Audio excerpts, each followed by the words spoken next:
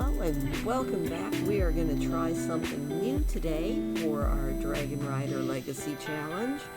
We are going to do a speed build because it is time to change from Generation 1 to Generation 2. So I figured to inaugurate that, and since in the books all of the colonists moved north to the northern continent so that they could shield themselves from the thread that was falling all over them by hiding in the natural caves and building in stone, that is what I was going to let inspire me in this speed build. As you can see, I was feeling a little nervous, trying to save as much as I could because money is always an issue. We didn't have a lot, so I had to do whatever I could to actually build this using mostly what we already had, because the house is definitely going to be bigger. I'm gonna really miss the bonuses that come with having a micro home, but that's kind of the way we gotta roll with it. Things are going to get bigger, things are going to get better. I did decide that since in the book that we are taking our inspiration from, Dragonseye, they still do have some electricity, they still do have some modern conveniences. They just don't have everything that the settlers and colonists had in the initial book in Dragon's Dawn. So they still have a few computers that are working, so we're going to make sure that Jemmy still has his computer. And then I was going back through the book and just kind of looking at a few other things about Jemmy and about that book, just refreshing everything in my mind. Now, we're not getting rid of Sorka. She will live with Jemmy. She and Sean will stay with Jemmy until their natural demise. And I even end up making a little graveyard up in the mountains. Now, is this perfect? Like, does it really match the books? Probably not as well as it could. I'm not the world's best Sims builder. I feel like I'm getting better as time goes on.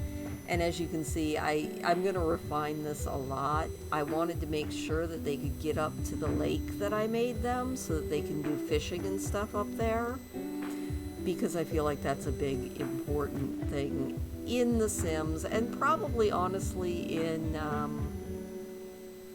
as a source of protein that would be thread-free in the books.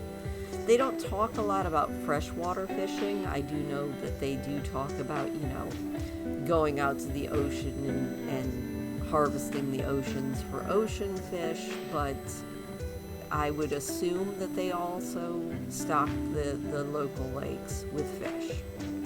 So I went ahead and made a couple of platforms.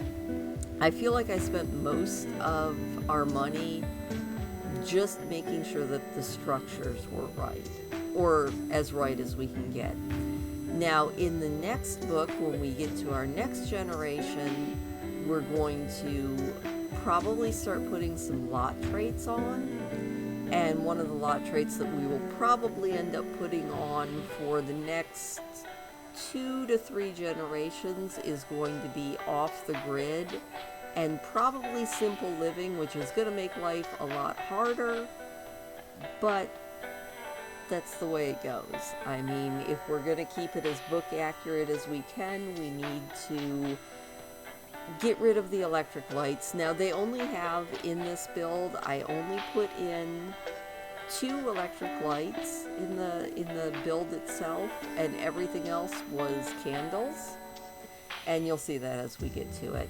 I also don't do a lot of decorating in this build because my goal is to have all of my generations actually do most of the decorating themselves. I do have the nifty knitting pack, so I'm going to have probably Sorka in our next week's episode start knitting, because once she gets her knitting skill up high enough, she'll be able to knit plant holders and rugs and a little bit of furniture even. And then they also have the cross-stitching skill, which will help do like wall hangings and things like that.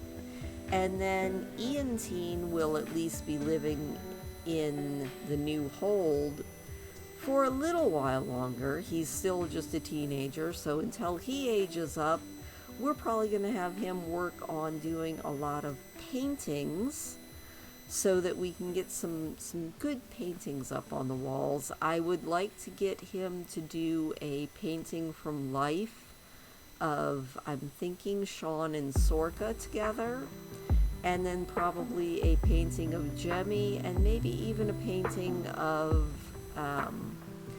Bethany, who will end up being Jemmy's wife. Now, in the books, it's never said if Jemmy gets together with Bethany. It's just said that he has a crush on her and that she is reluctant to reciprocate because she has a clubbed foot and she's afraid to pass that on.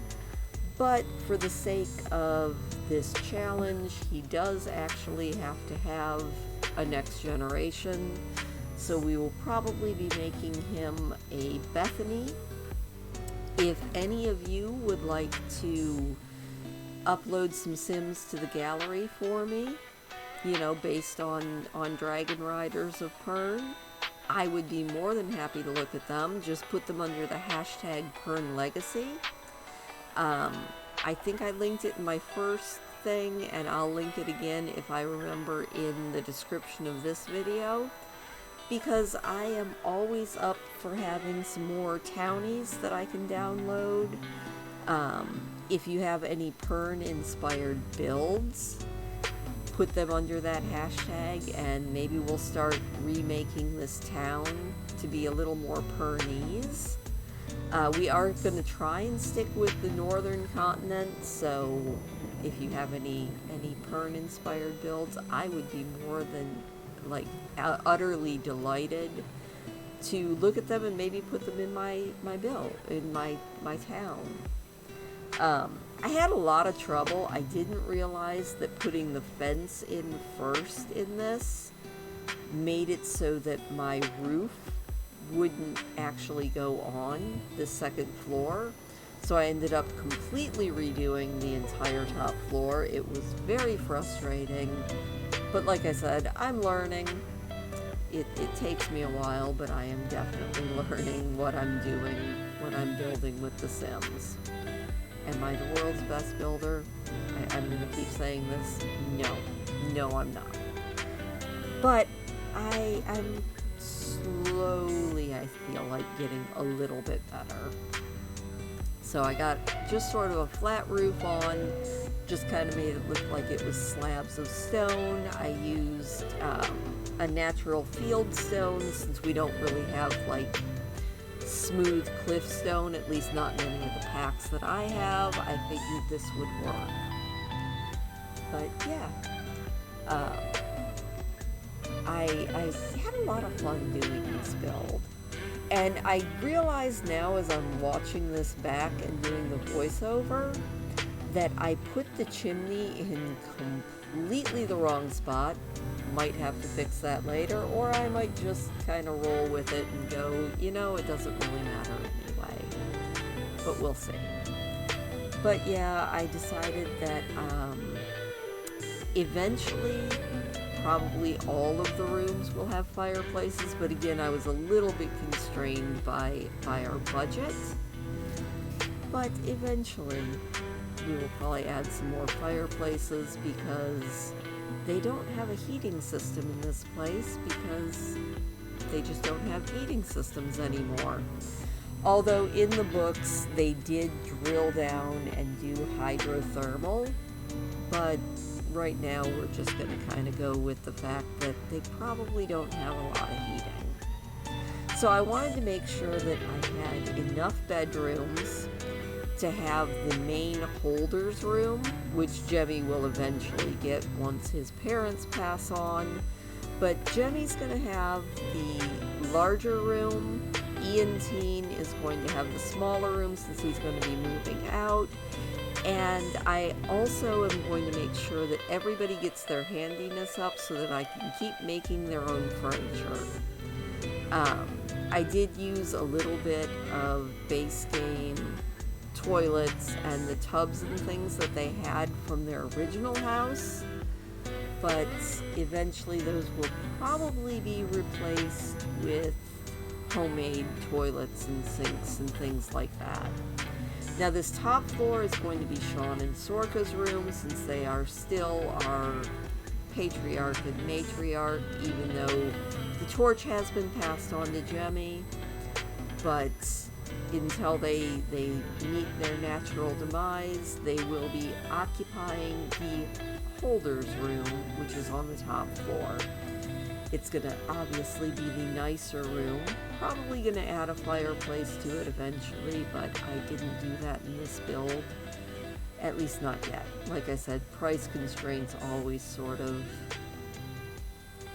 hold you back when you're doing a rags to riches of any sort. So I reused Jemmy and Ian's beds. I just separated them and gave them each their own room.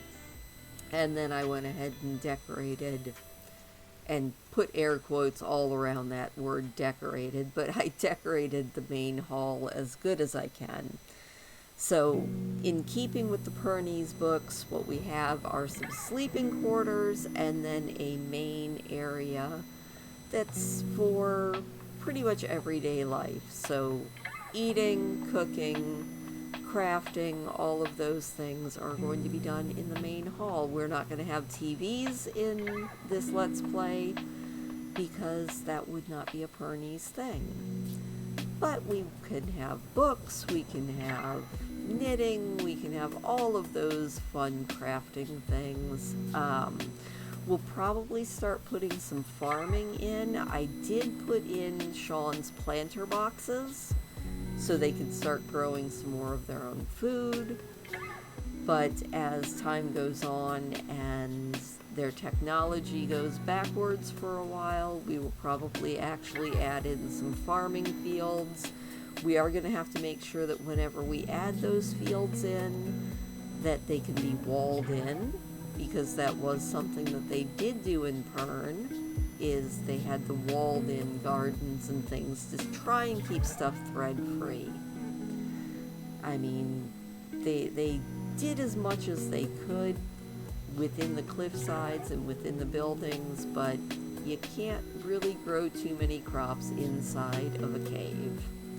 So I figure extensive planter boxes, and then maybe we'll put in some greenhouses and things as we make some more money in this Let's Play. We're actually getting pretty close to the end. I was just going to add in all of the plants, put them back in my planter boxes, make sure that those are all done. It's kind of too bad that in The Sims we can't have threadfall, but then again, in The Sims we don't have dragons to protect us from thread. So, just trying to figure out where to put the crafting bench, moving the windows around a little bit, making sure that we have like the chess table and a few of those other things, putting in some lights.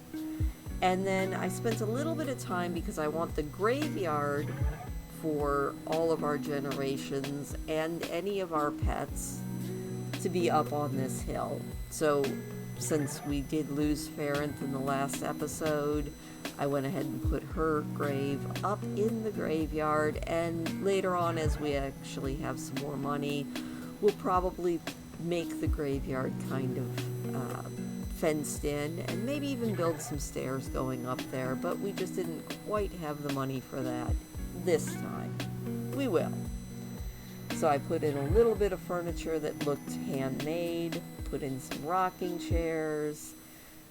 We're going to be buying Sorka. I can't remember if I got her the knitting basket or not, but we will be getting Sorka her own little knitting basket. We're going to go ahead and buy probably the cross-stitch patch so that they can work on starting to decorate this hold and just kind of getting things better. I ended up putting in these palm trees because they are the closest thing that this game has to being like Felis and Skybroom. I wanted to keep it as Pernese as I can. Also, I'm not putting a lot of landscaping in, again, because of the possibility of threadfall, which would be denuding a lot of the slopes of anything green and growing. So I kind of wanted to make it look a little bit desolate, but not completely desolate, because this Dragonseye takes place 250 years after threads stopped falling, and they've had time to kind of move in and get everything growing again, but they do know that they're going to have to deal with thread coming again, so there's not going to be extensive greenery. A little bit, but not too much. Mostly a little bit because I just can't stand not having at least some plants around in my builds. It took me a few minutes to remember that I didn't have move objects on, so I went back and put move objects on just so I could get the plants where I wanted them set. And yeah, almost done with this build. We are just going to add a few more touches, and that'll pretty much be it. Thank you as always for, watching along. I hope that it's keeping you at least slightly entertained as we transition from Sorka's generation to Jemmy's generation. I think it'll be good. Like I said, this is going to be our last generation that has computers for a while. So Jemmy's old computer is going to be the last one we see, probably for about 5 or 6 generations. We won't get computers back until we hit the White Dragon, or actually technically until we hit all the Wares of Pern. And then we can have some computers again, and that'll be kind of cool. Like, we can't even have telescopes again until probably the White Dragon. But you know what? It makes it a challenge. Now, I figured I would make this look a little bit more mountainous by just tossing a few rocks in. I just went ahead and upsized them because nobody has time to make 10,000 itty-bitty rocks, and it looks a little bit more like they've carved this place out of the hillside. Change the watercolor a little bit and add a few more little things and a fishing allowed sign so that our Sims can actually get some fish up there. And like I said, that is about all she wrote. Thank you so much for watching. I hope you enjoyed it. If you have any Pernese inspired builds or Pernese inspired Sims, I would love to look at them and possibly upload them into my game file. But other than that, thank you so much for watching, and I will see you next week as we start officially Jemmy's Generation, Generation 2, from the book Dragonseye by Anne McCaffrey. Anyway, I'll see you next week and have a wonderful, wonderful time.